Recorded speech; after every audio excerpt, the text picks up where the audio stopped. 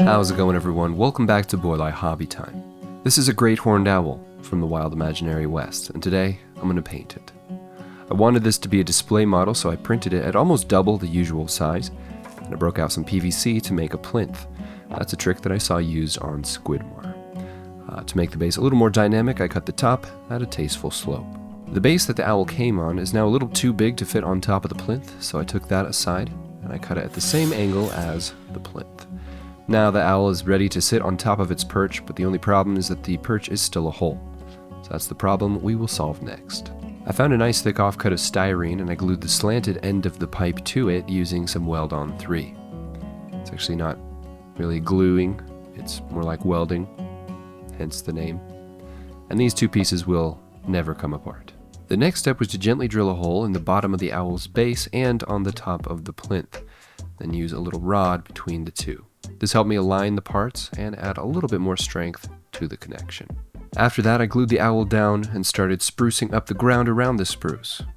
Actually, this looks nothing like a spruce, but that sounded fun to say.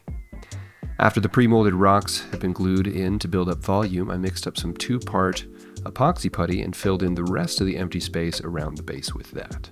While the putty was still soft, I broke out some sculpting tools and worked the putty into the base of the tree to form some new roots. And then I used the extra putty that I had mixed up to form some rocks, which I sculpted and added detail to as well. Lastly, I added some dinosaur ribs that I got from a dinosaur skeleton model kit I used a while ago to the base to add a sprinkle of storytelling. And lastly, I added a little plant. Because, well, why not? The epoxy putty needed some time to cure, so I left that overnight, and I came back to it the next day with some black primer. Once the primer was dry, I masked off the nice, clean black plinth so that in the end I didn't have to paint it again. I could just pull off the masking tape and call it good. I'm still trying to figure out my favorite method for base coating minis and the order in which I choose to paint things. I've seen people start with the focal point and then paint the mini from there. I've also seen people build up toward the focal point, which is usually the brightest and most eye-catching point on the model. And that's what I chose to do today. I started with the base and began building up the colors of the ground around the tree and then up onto the tree itself. And at this point, I kept things really loose and unrefined and really didn't worry about any overspray. After the base and the tree, I moved up to the bird. And some of my ornithologist and bird watching viewers may have noticed that this great horned owl actually has horns, unlike the real thing. The name is a little misleading, so if you are new to birding and you went out looking for this bird and were disappointed to find that it did not have real horns, I don't know what to tell you. I guess maybe you could write an email to Cornell, suggest a name change, but the long-eared owl is already taken. And they're not ears either. And as you can see, I built up all the base colors to draw attention to the focal point, which is the face. After the base colors had been established, it was time to break out the wet palette. Recently, I've really been enjoying mini painting. In fact, I've been enjoying it so much I've done quite a number of personal painting projects outside of what I film for YouTube. And I felt myself improving in a lot of ways that I had not improved in for years, which has been encouraging. Because of my weekly posting schedule, because of all the other things that I usually fit into a weekly video, mini painting, or I should say refined mini painting, kind of got pushed to the side and sidelined a little bit.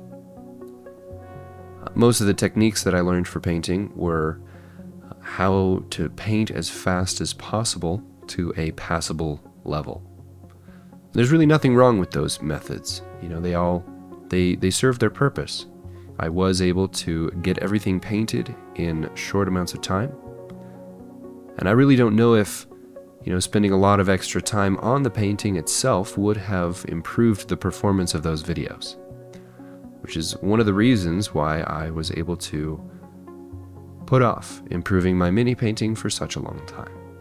But the desire to improve my mini painting has been there from the beginning. I love watching painting content on YouTube, and I see how amazing these people are at painting, and that is something I have wanted to be able to do as well. And I'm not at that level by any stretch of the imagination, but I'm grateful that a lot of the other skills involved in putting these videos out, I have improved in to the point where they don't take as much time. And so I have found more and more available time in the course of a work week to be able to practice my mini painting. I've also had a couple big breakthrough moments in my mindset about mini painting that have changed the way I approach it. The first of those is just to be a lot more relaxed when I paint. Early on, I would take a miniature and I'd say, okay, I'm going to do a really, really good job with this one. And then every single brush stroke was overthought and it was too tight. And I would watch these other miniature painters who were relaxed, casual, if you will. And I would ask, how can they end up with such a good result, even though it seems like they're just kind of throwing paint around?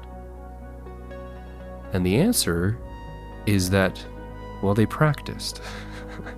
But what did they practice? I did a lot. I practiced a lot. I practiced the wrong things for a very long time.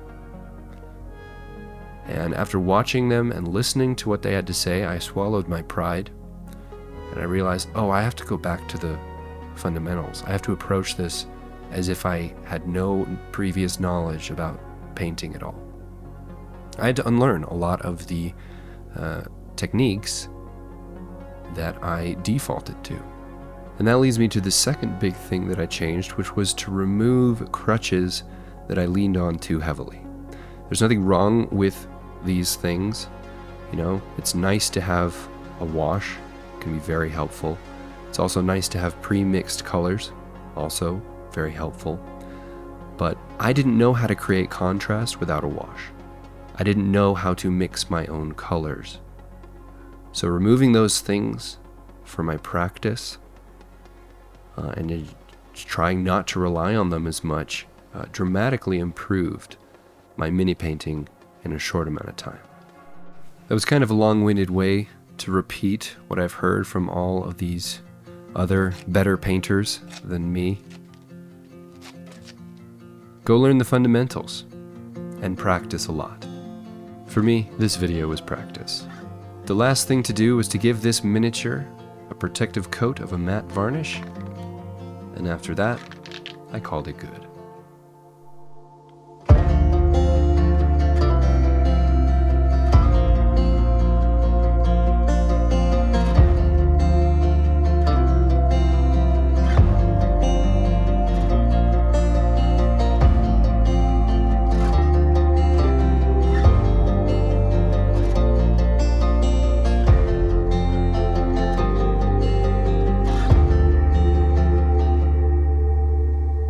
That is it for this video. Thank you all so much for watching. I hope you enjoyed. Huge shout out, as always, to my patrons. You guys are the best.